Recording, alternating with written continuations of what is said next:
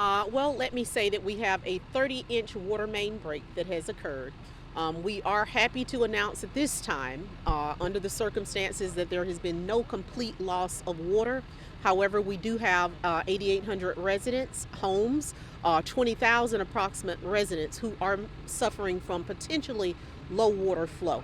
What we have done, we worked literally around the clock. Who you see behind me is an incredible support team that's been on site since yesterday when the water main break occurred.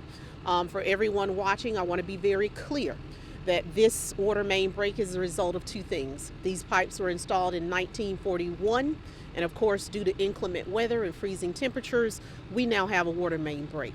Last night, the site was prepped because we have two crews that should be arriving momentarily. One is coming from Charlotte, North Carolina. The other is from Birmingham, Alabama. Each will then take one of the separate sides and will go in line and cap off the water. Once that happens, we will then be able to replace and cap the pipes that are in ground. So we're ready. It's our intent to rectify this situation as quickly as possible. Through the EPA, we have issued a boil water advisory. Also, we know this morning people are getting prepared for work in their day. We are asking people to please conserve water. At this point, there's been no loss of water, but under the circumstances, it is the smart thing to do. Also, we've prepared. So we have delivered to fire stations 1, 3, 5, 7, 9, and 20 pallets of water, as well as the racetrack that's right here at Claremont. So anyone who wants fresh, clean water can stop in. We have pallets available. Also, we brought in 2 tankers just as an ounce of precaution, because in the event there would be a major fire, our standard fire trucks have 500 gallons, but we've brought in 2 tankers that each have 5,000, as not to affect the water pressure in the event of any emergency. So as a team, we have done everything that can be done at this time to prepare, and we're here this morning and ready to go to work. So the water break is here in the northern part of Dekalb, but the Dekalb system is gravity flowed.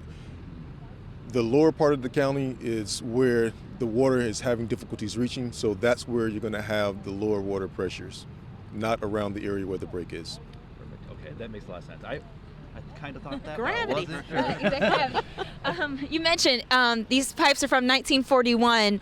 Do we know if the age and maybe some of this cold weather had an impact on it at all, or is it solely just the age of the pipe? I would say that it's probably a combination of both.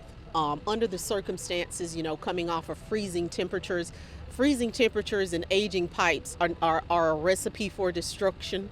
And let me say that, what we're dealing with here in DeKalb County, unfortunately across the United States, thus the current Infrastructure Act, you are seeing aging infrastructure that we as elected officials must deal with because, water supply is imperative for economic development and growth. So we're here.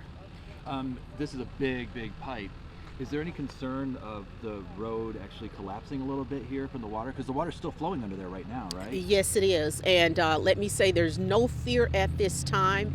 We've had structural engineers that continue to monitor the situation to ensure that once we make the repair that we're going in and dealing with the infrastructure as well.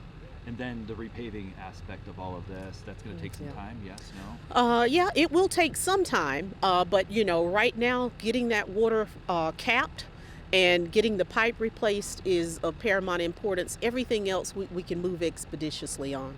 And then what, you mentioned the 2 other, Alabama, North Carolina. Yes, Charlotte. What's coming in? They are actually coming in to cap off the water. And let's be clear, because we're dealing with 30-inch pipes, this is not something that you can call up the local plumber to do. There are specialized companies that have the capacity to deal with an issue of this magnitude. And of course, we're bringing them in to handle it. They're traveling in from out of state. Do we expect that this will be taken care of, the pressure can start coming back by the end of the day, or do we expect this might continue on for another day? I am going to defer, although I believe I know the answer, to Director Hayes. Once the crews come on site, their process is going to take around 2 to 3 hours From there, the repair of the pipe will take about another hour and a half, 2 hours. So we are very optimistic to have the water restored and back to normal somewhere around noon to 2 o'clock this afternoon.